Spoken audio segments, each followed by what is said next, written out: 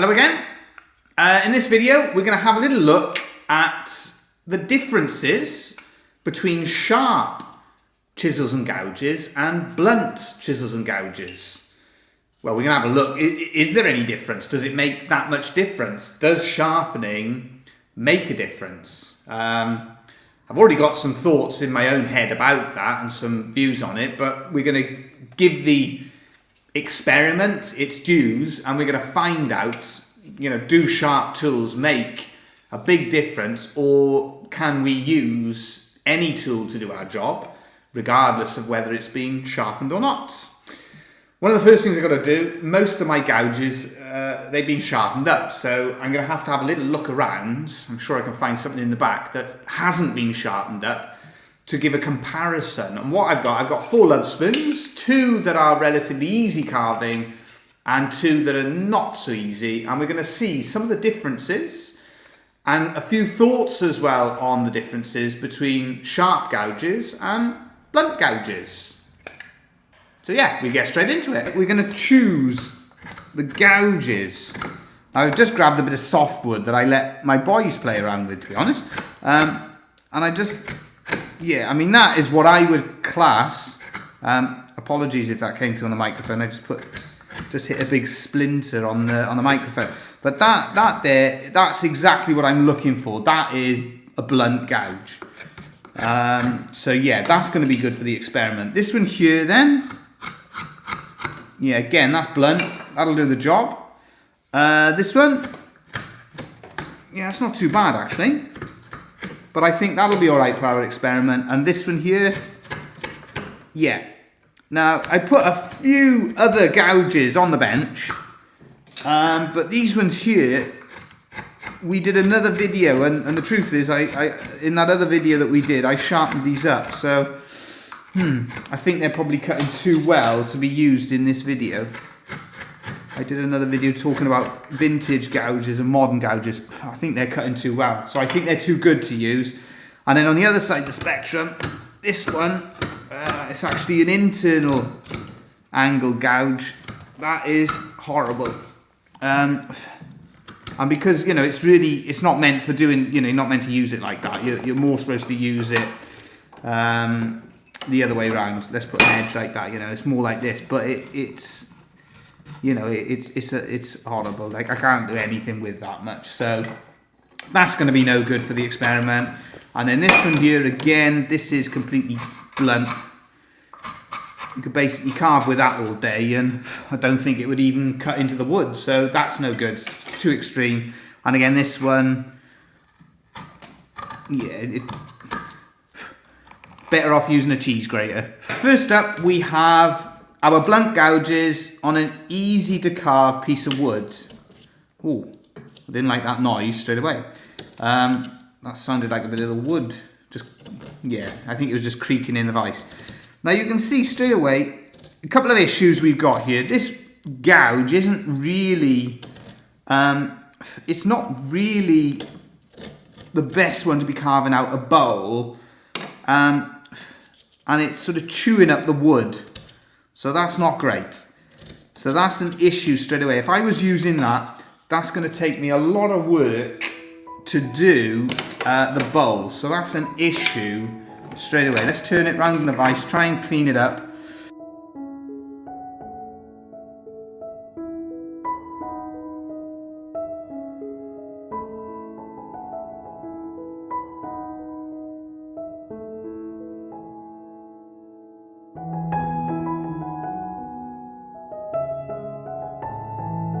So we're doing our stop cuts. Not huge problems with the stop cuts. Let's try and cut into that stop cut. Yeah, it's all right. It's harder work than it should be. It doesn't cut clean. Yeah, and for me, as I'm doing this, it's really highlighting the importance of a good sharp gouge. Now this one, I did put it in the blunt category. It is blunt, but it's a lot better than some of the others, so it's a bit cleaner, and so it's given us a better finish. But if I'm being honest, I still wouldn't personally be happy with that. This may be a bit unfair to do this now, but I'm going to show you with a good gouge, just so you can visually see it. Look at that. That's a huge difference. So a blunt gouge is okay for doing a stop cut, but it's chewing the wood a little bit. And then I'm going to cheat, as I said, there's a good sharp gouge. That's the difference. That's more like what we want. That clean finish.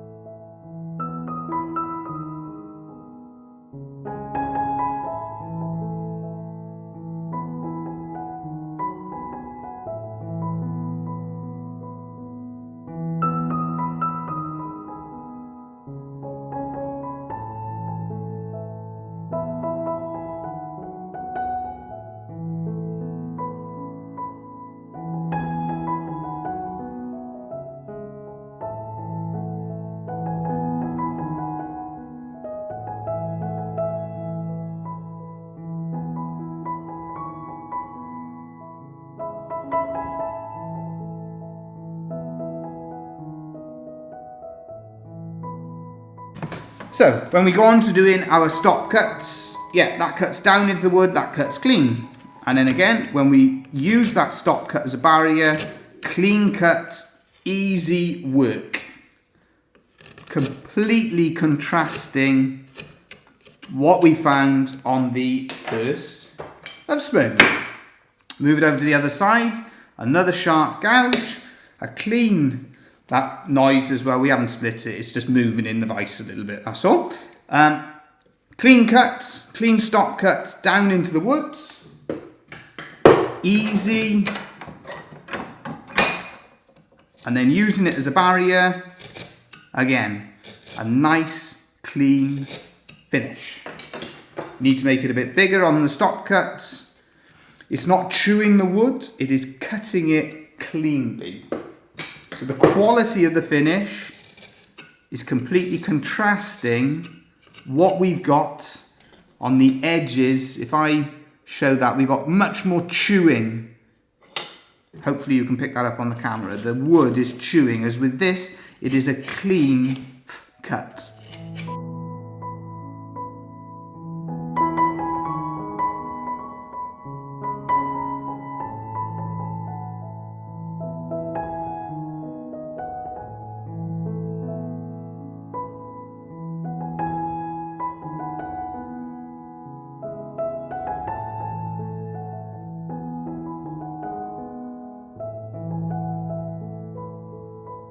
Now we go on to working with a locally sourced piece of laburnum.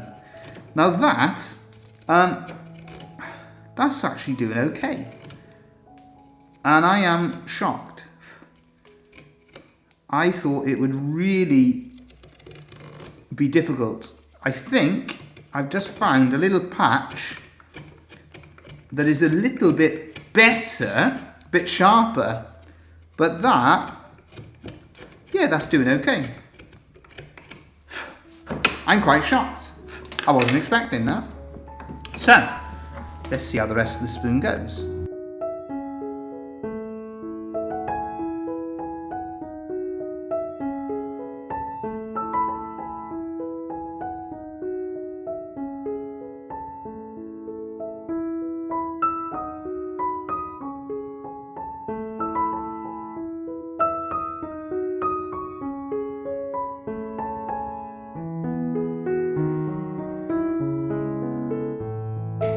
Am I sort of learning as I'm going along how to actually work with them and how to get the best out of them? I don't know. That's just slipping in the vise. That means it needs retightening. Just check that we're all okay on the back, yeah. Okay, so what I'm going to just try as well, I picked out the gouges that seem to be cutting the best there. Let's just try with another one and see. Yeah, even that one there, that can do a job. It's not perfect, but it can do a job.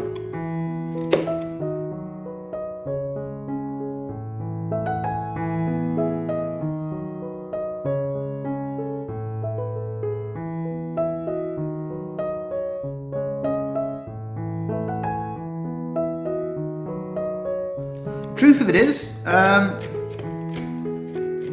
I wouldn't be too worried about this as a finish so far. So this little experiment of mine just shows you how we're always learning and how you've got to be open-minded with things, because I was anticipating, as I said at the start, I had some ideas that I thought I would find, and my ideas were that when it came to carving a difficult piece of wood with a blunt gouge, I basically thought that was going to be impossible, and it's not.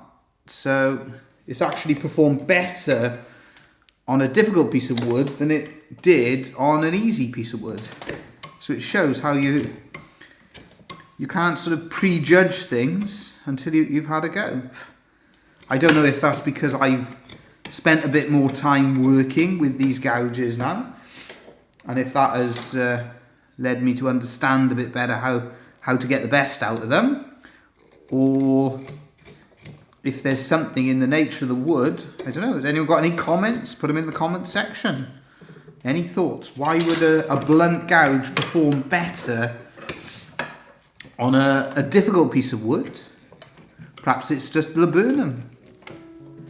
I don't know, but it definitely seems to have cut better on this one and finished far, far better.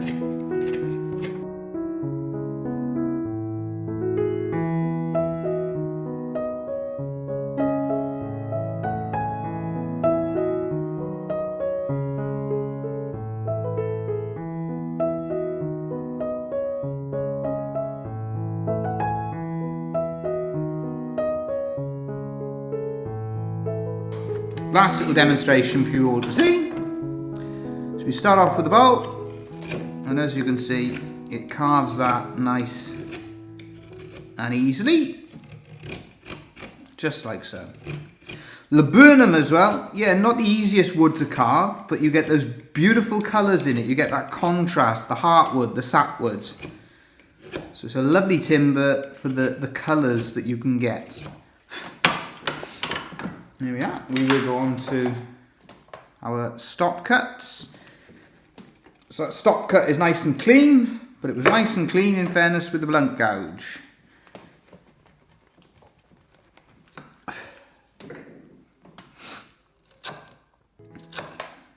There you go. Cutting into that edge, get a nice clean finish off it.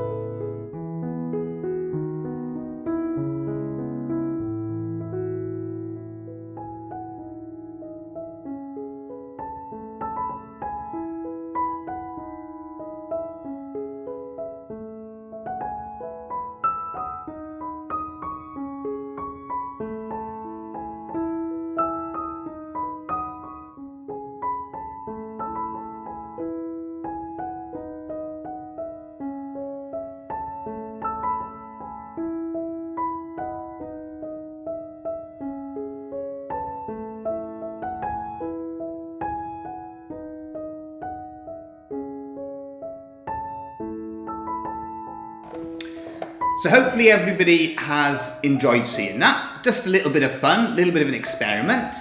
I actually feel in concluding that the blunt gouges, they actually perform better than I was expecting. Does that mean that I'm going to start leaving my gouges go blunt? Absolutely not. The quality of the finish and the ease of doing the job and the physical nature of it. It is a physical job, wood carving. Why make your job more difficult? You know, a nice sharp gouge is just better all round. And it's also more fun. So that is the real conclusion. Keep those gouges sharp and you'll enjoy doing what you do and do it to a higher standard. Thank you all again for watching. Hopefully that's been interesting. And as always, we'll be back again soon with more videos.